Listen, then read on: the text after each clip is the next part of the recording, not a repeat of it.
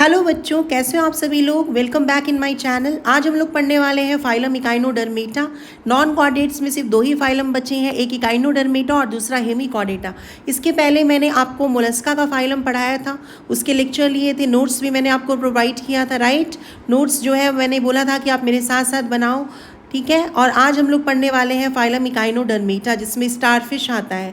Is this clear? बहुत ही important phylum है NEET perspective से, और बहुत ज़्यादा क्वेश्चंस इससे पूछे जाते हैं। तो चलिए बिना समय गंवाए शुरू करते हैं फाइलम इकाइनोडर्मेटा के साथ।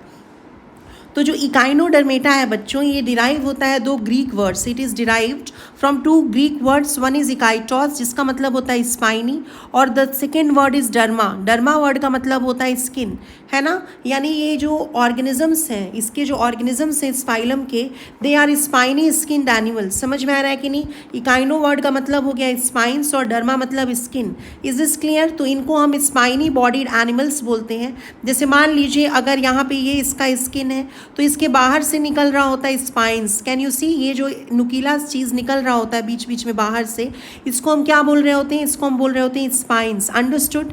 अलॉन्ग विद दिस स्पाइंस और भी स्ट्रक्चर्स इसके स्किन से बाहर निकल रहे होते हैं। जैसे ये जो स्ट्रक्चर है, इसको हम बोलते हैं डर्मल ब्रांचेई, जो कि रेस्पिरेशन में हेल्प करता है कुछ इकाइनोडर्म्स में, जैसे कि स्टारफिश में। और भी कुछ स्ट्रक्चर्स होते हैं, जैसे ये सब स्ट्रक्चर, जिसको हम पेडिसिलेरी बोलते हैं। देखिए यहाँ पर, और ये एक तरह से ब्रूम के जैसा काम करता है। जैसे झाड़ू क्या करता है? क्लीनिंग का काम करता है ना। तो वैसे ही ये जो आपका पेडिसिलेरी है, ये हेल्प करता है क्लीनिंग करने का सरफेस को। अंडरस्टूड और नॉट? और ये जो इकाइनोडर्मेटा है, ये सबसे ब्यूटीफुल नॉन कॉर्डेट्स है। यस और no? They are the most beautiful non chordates. Please remember this. तो यहाँ पर हम लोग आगे अगर बात करें, देखो मैंने लिखा है मोस्ट ब्यूटीफुल इनवर्टिब्रेट्स। अंडरस्टूड और नॉट? अब ये जो फाइलम है इकाइनोडर्मेटा, इसको हम कॉर्डेट्स से या फिर यू कैन से इनवर्टिब्रेट्स से सबसे क्लोज मानते हैं।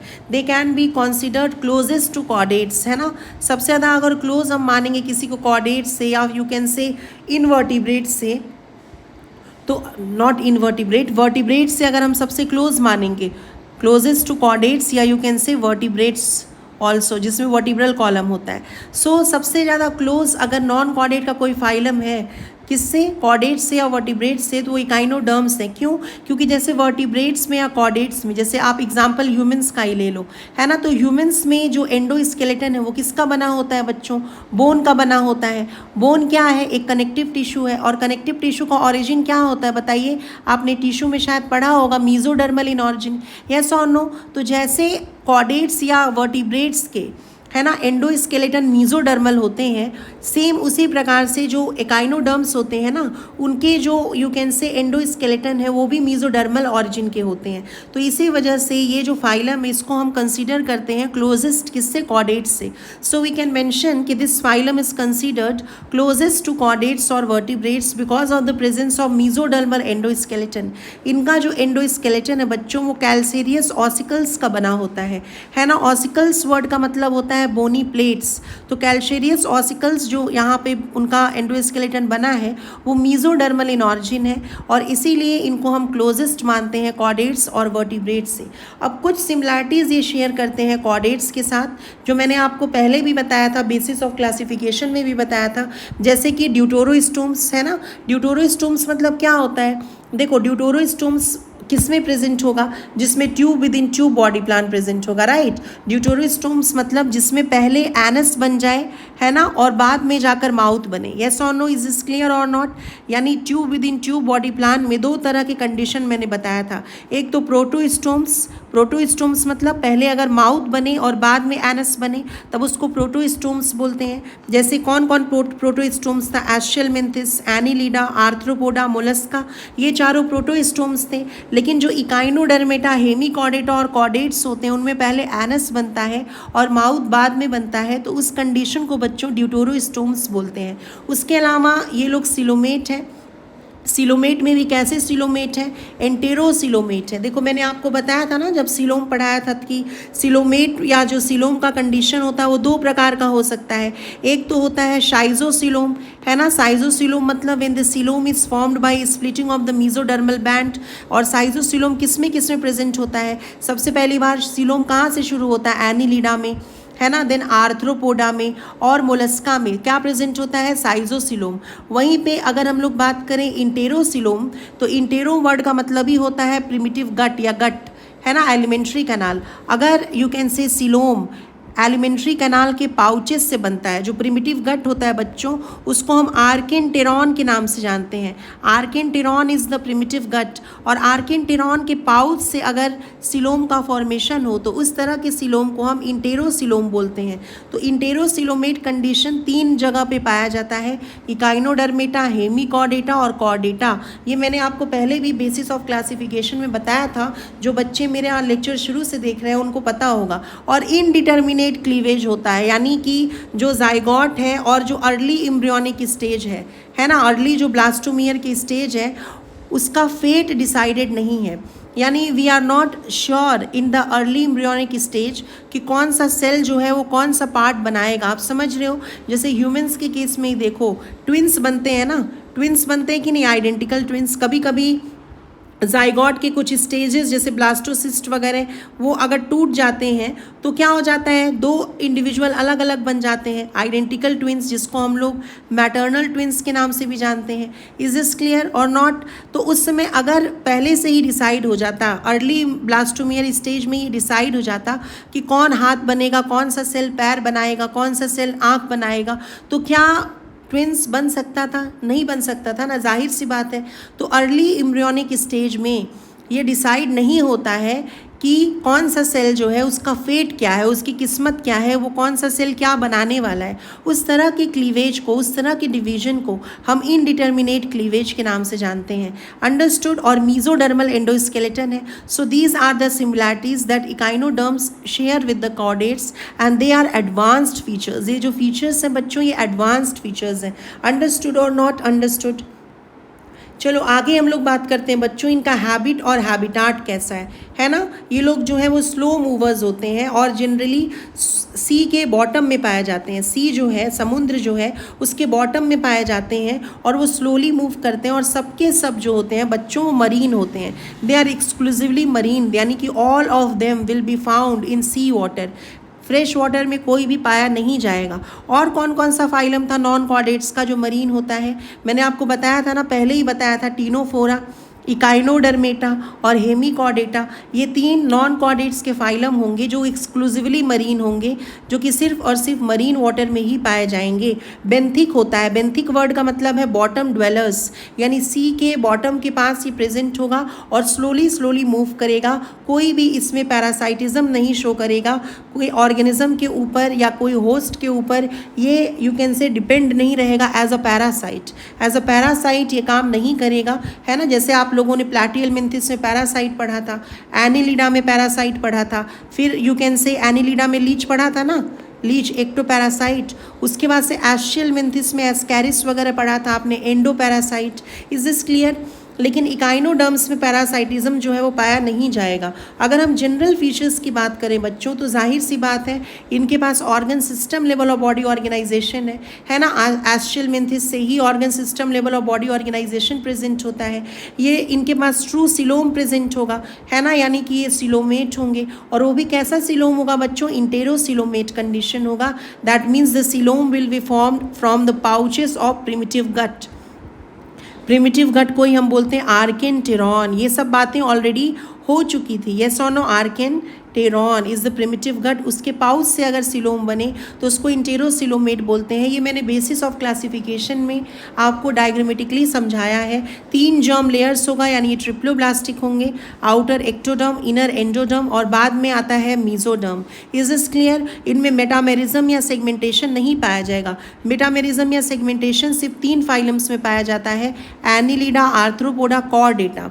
उसके बाद से रेडियली सिमेट्रिकल होंगे। ये बहुत बहुत यूनिक फीचर है। आपने पढ़ा है कि प्लैटिहेलमिन्थिस से कॉर्डेट्स तक जनरली कैसा होता है? सिमेट्री, बाईलैटरल सिमेट्री होता है। लेकिन इकाइनोडर्म्स में ऐसा नहीं होता बच्चों। इकाइनोडर्म्स के जो अडल्ट्स होते हैं वो रेडियली सिमेट्री शो करते हैं, रेडियल सिमेट्री शो करते हैं। वहीं पे इकाइनोडर्म्स के जो लार्वा होते हैं वो बाईलैटरल सिमेट्री शो करते हैं। और ये नीट का बहुत बहुत बहुत इंपॉर्टेंट क्वेश्चन बनता है।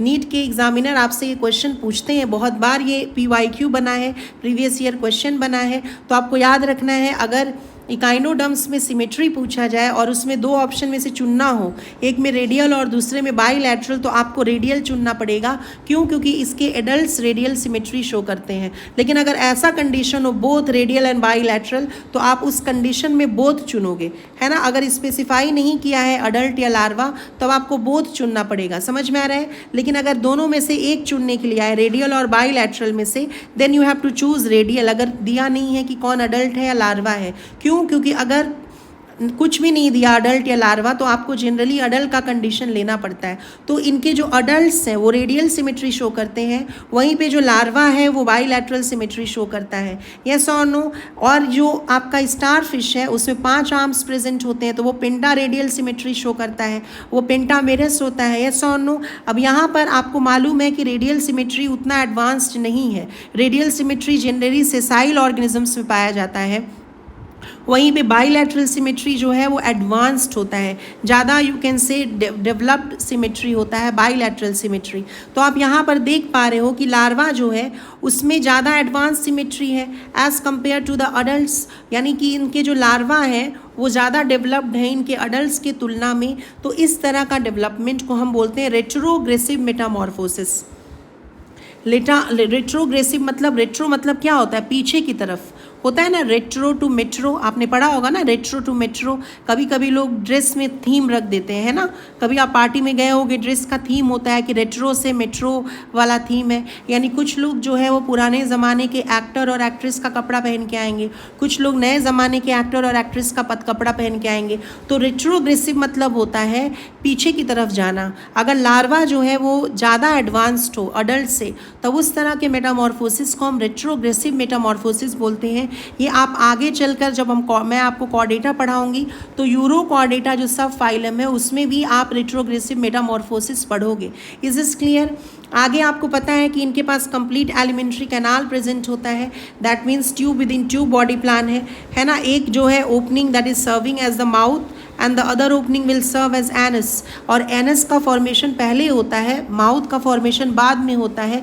उस तरह की कंडीशन को ड्यूटोरोस्टोम्स बोलते हैं। यस और नो? इनमें कोई डिस्टिंक्ट हेड नहीं होता, इसीलिए इनमें सेफलाइजेशन एब्सेंट होता है। सेफलाइजेशन मैंने आपको पढ़ाया था, प्लैटिहेलमिन्थेस से शुरू हुआ है। सेफलाइजेशन मतलब concentration of sense organ and nervous system in the brain, और not in the brain, in the head region, है ना। ब्रेन का और सेंस ऑर्गन का या नर्वस सिस्टम का कॉन्सेंट्रेशन हेड रीजन में होने को हम सेफलाइजेशन बोलते हैं। अब इनके पास डिस्टिंक्ट हेड ही नहीं प्रेजेंट है, तो cephalisation will be absent in them. अब इनमें एक बहुत ही यूनिक कैरेक्टरिस्टिक फीचर प्रेजेंट होता है जिससे क्वेश्चंस पूछे जाते हैं हमेशा, और वो जो है feature that is known as water vascular system या ambulacral system. Please remember this is not the water canal system. Water canal system या water transport system is the feature of poriferans. Water canal system phylum porifera या sponges में present होता है। वहीं पे echinoderms में special system is found that is known as water vascular system, या बच्चों उसको एम्ब्यूलैक्रल सिस्टम के नाम से भी जानते हैं। डायग्रामेटिकली मैं आपको समझाती हूँ कि how the ambulacral system actually looks like, है ना। तो किस तरह से ये नज़र आता है वो मैं आपको डायग्रामेटिकली समझाती हूँ, so that you can understand it in a better way, है ना। वैसे आपको डायग्राम इसमें बनाने की ज़रूरत नहीं है, बट फिर भी डायग्राम्स के थ्रू थोड़ा आपको इजी अंडरस्टैंडिंग होगा इस सिस्टम का। सो let me make a normal diagram, है ना, इसलिए मैंने यहाँ जगह छोड़ा है। देखो आप लोग कहोगे तो मैं यहाँ पे ही लिख दूँगी, है ना।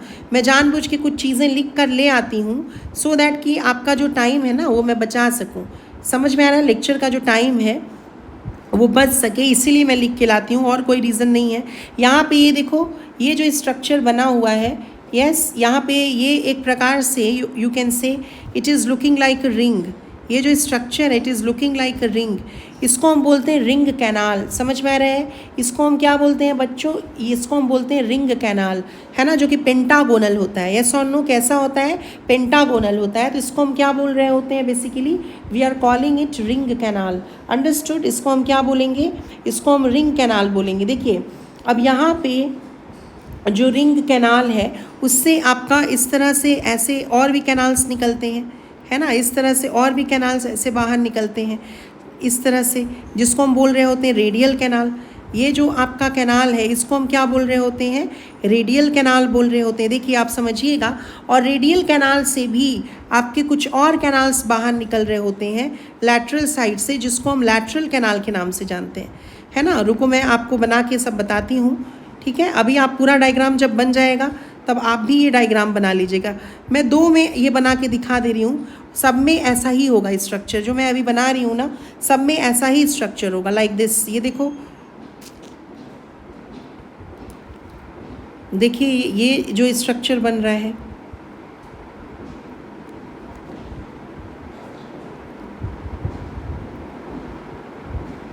देखो ये जो स्ट्रक्चर बन रहा है ना, this is the tube feet. This is what, this is the tube feet which is actually attached, है ना। ये जो स्ट्रक्चर मैंने बनाया है ये क्या है, ये ट्यूब फीट है, जो कि इससे यू कैन से अटैच्ड होता है। अभी मैं सब लेबल करके आपको बताऊंगी। ये देखो,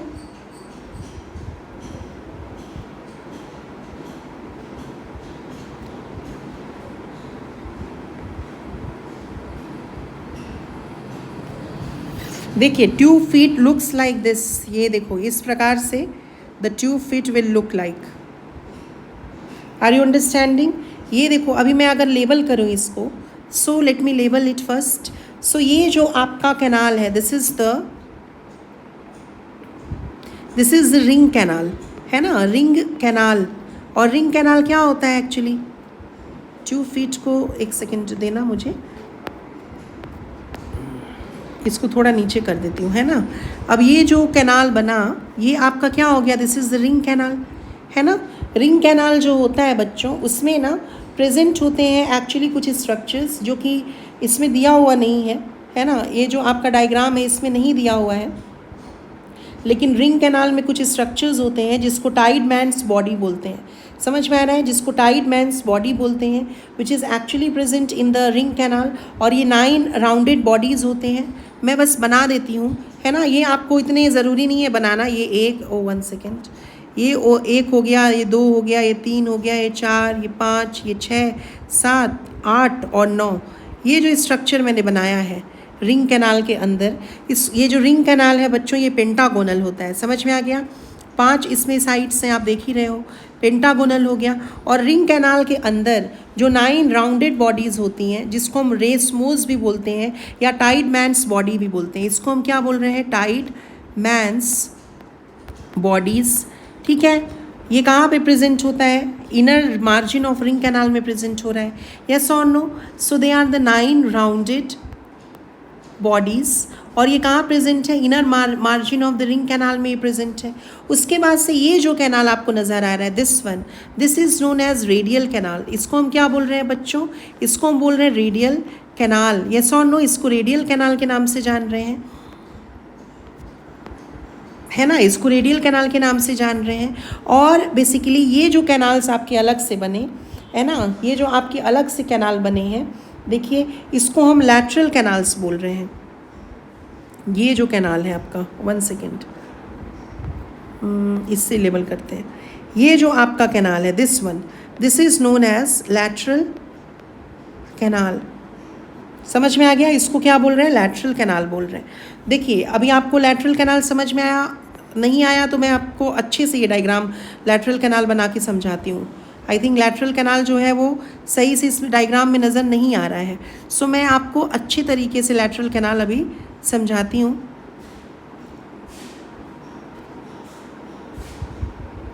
ठीक है, जब मैं पूरा बना लूँगी उसके बाद ही आप ये डायग्राम बनाइएगा, तब आपको और बेहतर तरीके से चीज़ें समझ में आएंगी। ठीक है, इज़ इज़ क्लियर? अब यहाँ पे देखो बच्चों, यहाँ पे इस तरह से ऐसे कैनाल निकल रहा होता है, लाइक दिस। ये जो कैनाल निकल रहा है ना, ये जो ऐसे कैनाल निकल रहा है लाइक दिस, ये सब में होगा। मैं अभी आपको 2 में क्यों बनाई हूँ कि टाइम हमारा बच सके, है ना, हम लोग बहुत ज़्यादा टाइम हमारा वेस्ट नहीं हो। सो ये जो कैनाल है, this is known as lateral canal. Is is clear? इसको हम क्या बोल रहे हैं, लैटरल कैनाल बोल रहे हैं। और इसी लैटरल कैनाल के पास, है ना, इस तरह से ट्यूब फीट प्रेजेंट होगा सब में, है ना, इस तरह से ट्यूब फीट प्रेजेंट होगा लाइक दिस। इस तरह से ट्यूब फीट प्रेजेंट होगा, ट्यूब फीट प्रेजेंट होगा। इज इज क्लियर और नॉट? तो यहाँ पे इस तरह से tube feet will be present in the lateral canal like this. ठीक है, समझ में आ गया कि नहीं आपको? यस, इतनी बातें समझ में आ गई। तो यहाँ पे ये जो स्ट्रक्चर मैंने बनाया है, this is the tube feet. ये क्या है? ये ट्यूब फीट है। ये जो डायग्राम है ये भी ट्यूब फीट का ही डायग्राम है। फीट है तो इसका मतलब इसका एक काम तो आपको पता ही चल गया कि लोकोमोशन तो होगा ही होगा। अब ये जो ट्यूब फीट है ना, उसमें भी जो स्ट्रक्चर्स हैं उसको भी मैं मेंशन कर दे रही हूँ। ये ट्यूब फीट का सोलन स्ट्रक्चर है जिसको हम बोल रहे हैं ampulla. This is the ampulla. Yes, this is the swollen structure of tube feet. Yes, this is known as ampulla. उसके बाद से ये जो स्ट्रक्चर मौजूद है, this is known as podium. और ये जो स्ट्रक्चर मौजूद है इसको हम बोल रहे हैं सकर। समझ में आ रहा है कि नहीं? सकर, या इसको पोडिया के नाम से भी जानते हैं। Is this clear? तो ये ट्यूब फीट के स्ट्रक्चर हो गए। अब यहाँ पर देखो आप, एक और कैनाल यहाँ पे एक्चुअली में रिंग कैनाल के साथ एसोसिएटेड होता है, टच में रहता है, तो उसको भी मैं आपको बना के दिखा देती हूँ। देखिए यहाँ से एक और कैनाल निकलता है बाहर, like this one more canal is there. और यहाँ पे एक प्रकार से एक पोर जैसा स्ट्रक्चर बनता है जिसके थ्रू वाटर जो है वो अंदर एंटर करेगा।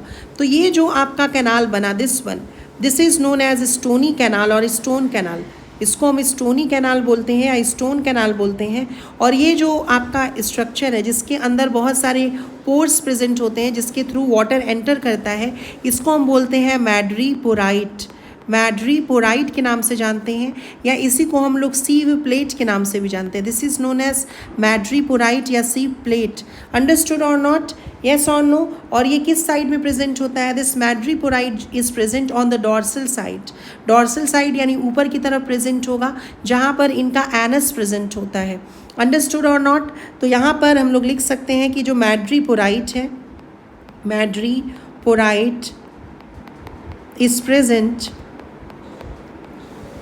on ab oral side. ab oral side is the opposite of oral side, है ना? और ab oral side जो है एनस वाला साइड है, और एनस वाला साइड इनमें डॉर्सल साइड होता है। Please remember this. Is this clear और नॉट? तो अभी आपको क्या समझना है कि जो वाटर है, देखिए बच्चों, वाटर की एंट्री मैड्रीपोराइट के थ्रू होती है, then it goes into the stony canal, then it goes into the, you can say, radial canal, then it goes into the lateral canal, and then it goes into the tube feet. Are you understanding और not? Water की entry कैसे होगी? पहले मैड्रीपोराइट से water enter करेगा, है ना, फिर स्टोनी कैनाल में जाएगा, फिर रिंग कैनाल में जाएगा, फिर रेडियल कैनाल में जाएगा। इज दिस क्लियर और नॉट? तो यहाँ पे ये चीज़ हम लोग लिख सकते हैं कि वाटर जो है, वाटर, ठीक है, इट एंटर्स थ्रू, वाटर जो है ये एंटर कर रहा है थ्रू परफोरेटेड सीव, या you can say plate, perforated plate, है ना, कॉल्ड, इसको हम क्या बोल रहे हैं? Madreporite, called madreporite. और उसके बाद से कहाँ जा रहा है वो?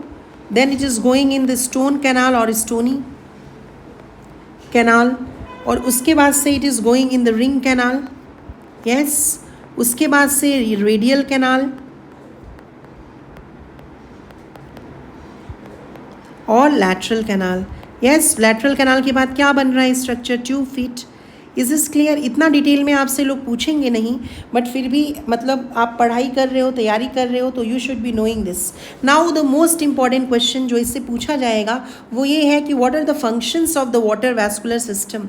वाटर वैस्कुलर सिस्टम का फंक्शन क्या है? जैसे वाटर कैनाल सिस्टम का आपने फंक्शन पढ़ा था, वैसे ही you have to remember the functions of water vascular system as well, है ना। और मैंने आपको जब वाटर कैनाल सिस्टम पढ़ाया था तो बताया था कि there are some similarities and differences between water canal system and water vascular system. Yes और no? So what are the functions of water vascular system? Yes, पहला डिफरेंस तो यही हो गया कि वाटर वैस्कुलर सिस्टम या एम्ब्यूलैक्रल सिस्टम जो है it is present in case of echinoderms, वहीं पे water canal system is present in poriferans. Yes और नो? यू नो दिस है। और ट्यूब फीट को बच्चों ऑल्सो कॉल्ड एम्ब्यूलैक्रल अपेंडेजेस, इसको हम एक और नाम से जानते हैं, इसको हम एम्ब्यूलैक्रल अपेंडेजेस के नाम से भी जानते हैं। और ये ट्यूब फीट ना 3 चीज़ में रिस्पॉन्सिबल रोल प्ले करता है बच्चों।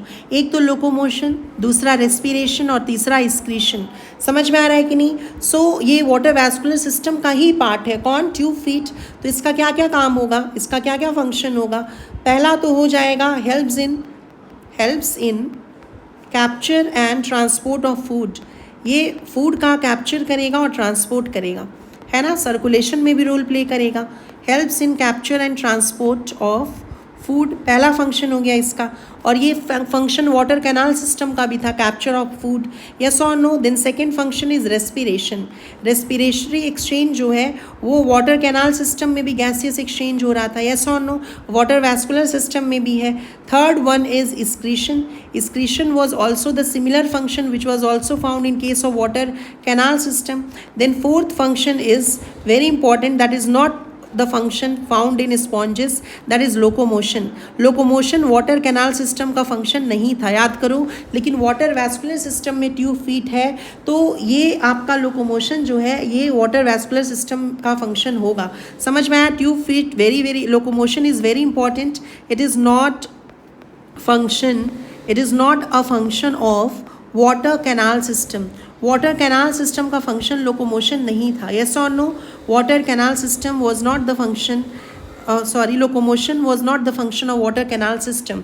वाटर कैनाल सिस्टम में एक ऐसा फीचर था, है ना, याद करो, रिप्रोडक्शन या ट्रांसफ़र ऑफ गैमीट्स, यस और नो। गैमीट ट्रांसफ़र भी था किसका, वाटर कैनाल सिस्टम का फंक्शन, लेकिन गैमीट ट्रांसफ़र जो है वो वाटर वैस्कुलर सिस्टम का फंक्शन नहीं है। तो ये भी मैं पॉइंट नोट करके यहाँ पे लिख दे रही हूँ, मेंशन कर दे रही हूँ। Please remember this line also कि जो गैमीट ट्रांसफ़र है जिसको हम क्या बोल रहे हैं बच्चों, रिप्रोडक्शन बोल रहे हैं, है ना। गैमीट ट्रांसफ़र या जो रिप्रोडक्शन है, इट इज़ द फंक्शन, ये फंक्शन है किसका, ऑफ वाटर कैनाल सिस्टम। ये किसका फंक्शन है, वाटर कैनाल सिस्टम। और वाटर कैनाल सिस्टम किस में पाया जा रहा है, ऑफ पॉरीफेरेंस, यस और नो। वाटर कैनाल सिस्टम किस में पाया जा रहा है, poriferans, but not function of echinoderms. Echinoderms का फंक्शन नहीं है गैमीट ट्रांसफ़र, है ना, यानी वाटर वैस्कुलर सिस्टम जो इकाइनोडर्म्स में है वो गैमीट ट्रांसफ़र में रोल नहीं प्ले कर रहा है। वहीं पे वाटर कैनाल सिस्टम जो कि पॉरीफेरेंस में है वो गैमीट ट्रांसफ़र में रोल प्ले कर रहा है, रिप्रोडक्शन में रोल प्ले कर रहा है। Is this clear? I hope इतनी बातें समझ में आपको आ गई होंगी। अब हम लोग आगे अगर चलें, इसके फिजियोलॉजी के बारे में बात करें तो डाइजेशन इनमें कंप्लीट डाइजेस्टिव सिस्टम है। Tube within tube body plan है, 2 ओपनिंग्स है, one is serving as mouth and the another one is serving as anus, yes और नो। और इनका जो आपका यू कैन से कैसा कंडीशन है बताइए, ड्यूटोरोस्टोमियम वाला कंडीशन है ना। पहले इनका एनस बन रहा है, ड्यूटोरो स्टोम से ये पहले एनस बन रहा है और बाद में क्या बन रहा है, माउथ बन रहा है। और यू कैन से जो डाइजेशन है वो सेल के बाहर हो रहा है, यानी वी कैन मेंशन कि एक्स्ट्रा सेलुलर डाइजेशन हो रहा है फूड का। प्लैटीहेल्मिन्थस ऑनवर्ड्स जो भी फाइलम है उनमें सेल के बाहर हो रहा है डाइजेशन ऑफ फूड।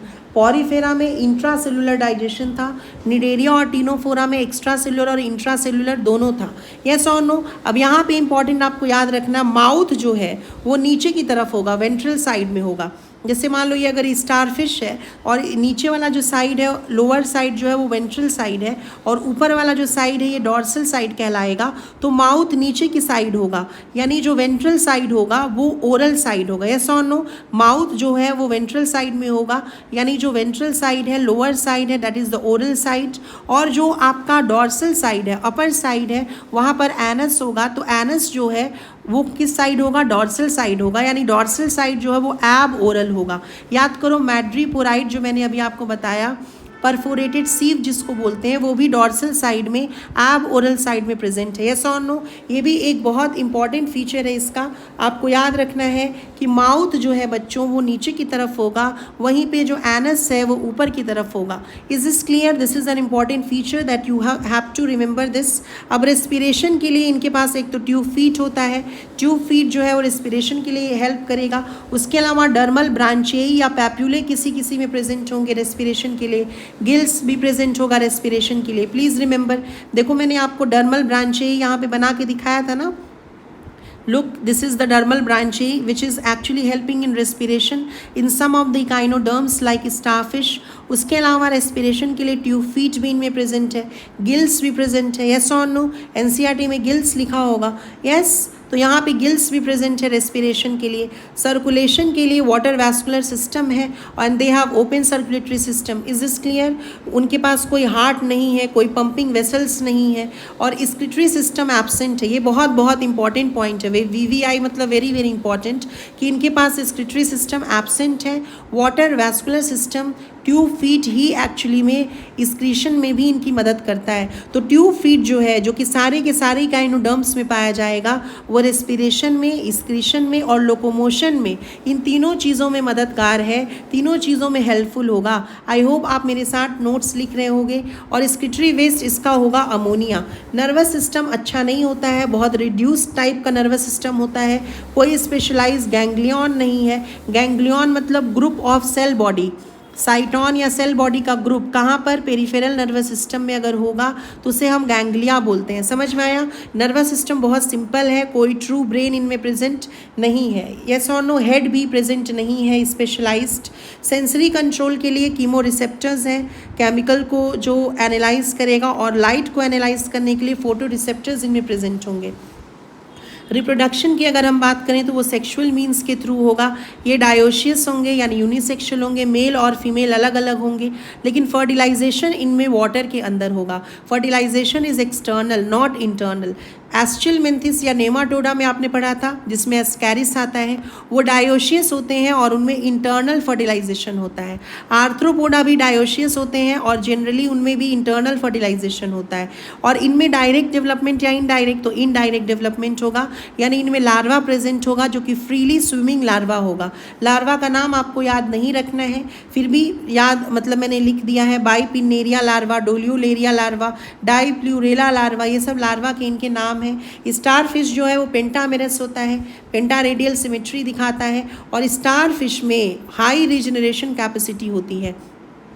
जैसे आपने प्लैटीहेल्मिन्थिस में प्लानेरिया पढ़ा था ना, डुगेशिया, उसके पास हाई रीजनरेशन कैपेसिटी थी, वैसे स्टार फिश में भी हाई रीजनरेशन कैपेसिटी है। अगर स्टार फिश का आर्म जो है वो ब्रेक हो जाए डिफेंस के लिए, कभी कभी they break their arm for defence, जिसको बोलते हैं ऑटोटोमी। ऑटो मतलब खुद से, सेल्फ, और टोमी मतलब ब्रेक करना, खुद से वो ब्रेक कर देंगे अपने किसको, आर्म्स को डिफेंस के लिए। जैसे लिजार्ड्स अपने टेल को ब्रेक कर देते हैं डिफेंस के लिए, है ना। और वो जो इनका यू कैन से आर्म्स है, it can regenerate again. So you can say that star fish के पास हाई पावर ऑफ रीजनरेशन है। Is this clear? Sea cucumber बच्चों, जिसको इकाइनस बोलते हैं, वो जब गुस्से में होता है, एंगर, या जब डरा हुआ होता है, फ्राइटेंड स्टेट में होता है, तो अपने इंटरनल ऑर्गन्स को वॉमिट आउट कर सकता है। समझ में आया? ये सब कुछ एक्स्ट्रा पॉइंट्स है बट इंटरेस्टिंग है, इसीलिए मैंने आपको बताना ज़रूरी समझा। तो सी कुकम्बर जब गुस्सा होता है या फिर जब डरा हुआ रहता है तो वो अपने इंटरनल ऑर्गन्स को वॉमिट आउट कर सकता है बच्चों, और उस फेनोमेना को ईविसरेशन बोलते हैं। समझ में आया? ईविसरेशन। अब इकाइनस या जिसको हम सी अर्चिन बोलते हैं, अब सी अर्चिन में क्या होता है, सी कुकम्बर को बोलते हैं कुकुमेरिया। मैंने शायद गलती से इसको इकाइनस बोल दिया क्या, अगर बोला होगा तो sorry. Sea cucumber is called Cucumaria. समझ में आ गया?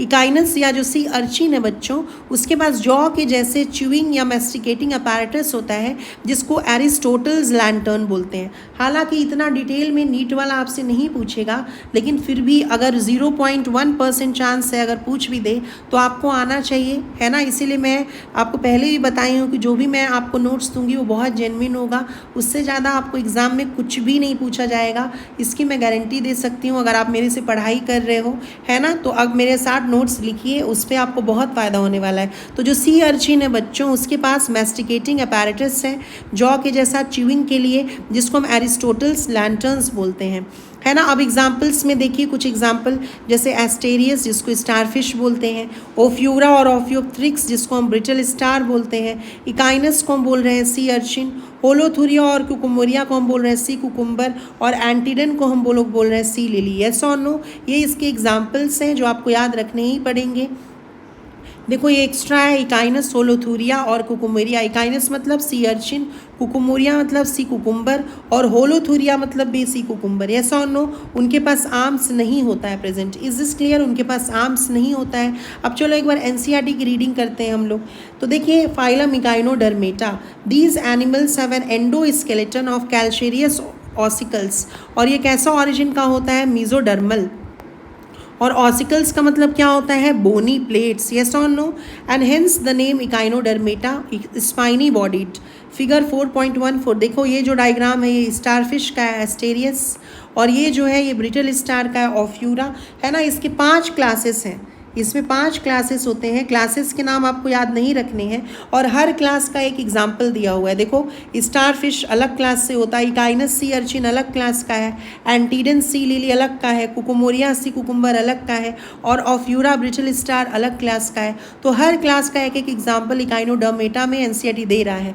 तो यहाँ देखो, ऑल आर मरीन, यानी कि एक्सक्लूसिवली मरीन है, और organ system level of body organisation है इनके पास। जो अडल्ट इकाइनोडर्म्स हैं वो रेडियली सिमेट्रिकल है, लेकिन लार्वा जो है इसका वो बायलैटरल सिमेट्रिकल है। ये बहुत इंपॉर्टेंट क्वेश्चन आएगा नीट के लिए।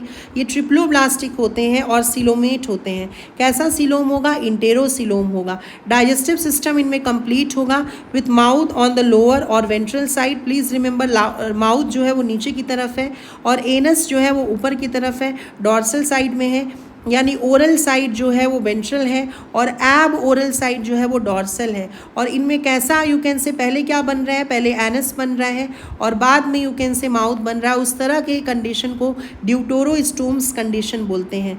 द मोस्ट डिस्टिंक्टिव या exclusive feature of echinoderms is the presence of water vascular system, बच्चों, है ना। वाटर कैनाल बच्चों नहीं लिख के आओगे आप। इसी को हम एम्ब्यूलैटरल सिस्टम भी बच्चों बोलते हैं, विच हेल्प्स इन लोकोमोशन। देखो लिखा है, locomotion is not the function of water canal system.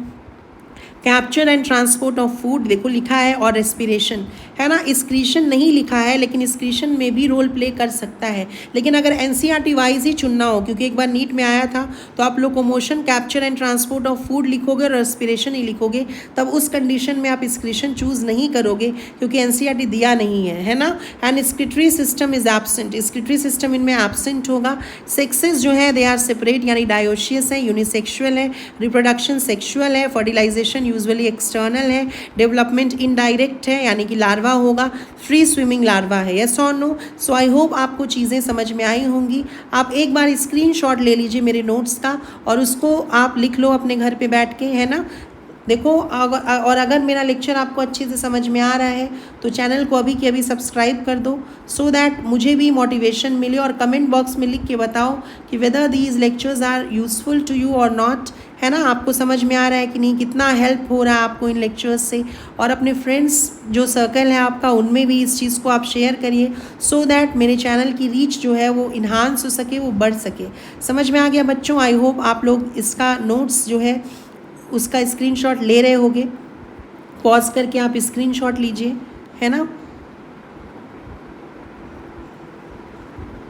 चलो स्क्रीनशॉट ले लो आप। मैं कुछ क्वेश्चंस भी पोस्ट करती हूँ, है ना, हमेशा एमसीक्यूज़, वो अच्छे क्वेश्चंस होते हैं।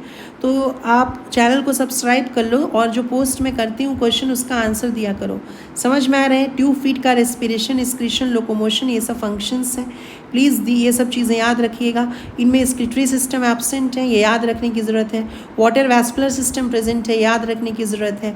अडल्ट्स जो है वो रेडियल सिमेट्री शो करते हैं और लार्वा जो है वो बायलैटरल सिमेट्री शो करता है, यानी कि रेट्रोग्रेसिव मेटामॉर्फोसिस इनमें होता है, याद रखने की ज़रूरत है। समझ में आया। They are the closest to chordates और वर्टिब्रेट्स, याद रखने की ज़रूरत है। Yes, is this clear.